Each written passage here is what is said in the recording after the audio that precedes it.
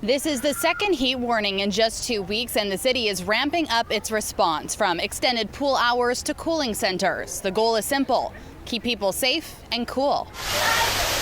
To help people beat the heat, the city is ensuring that all 58 of its pools will be open to the public.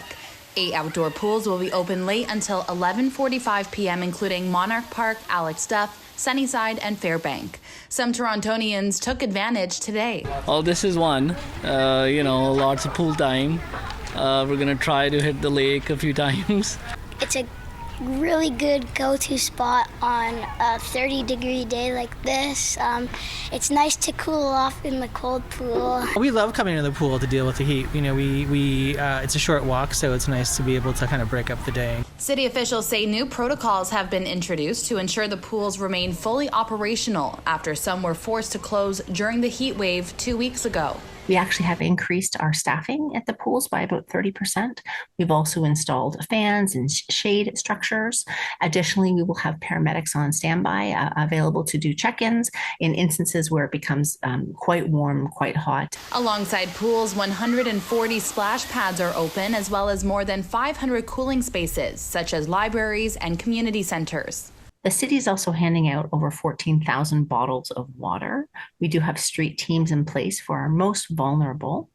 And in addition to those bottles of water, we have 3 really large water trucks with taps on the side of them, basically, with the availability of tap water available in 3 large parks or 3 large centers, Nathan Phillips Square, Sankofa Square, and Trinity Bellwoods.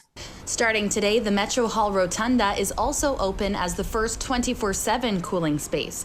The city says it's also working with its network of partners to open 100 additional shelter accommodations.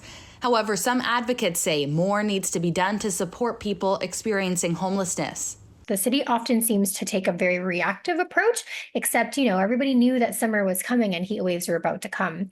So people that I've been supporting, they're doing what they know to do to stay hydrated, to stay in the shade, to find cool spaces.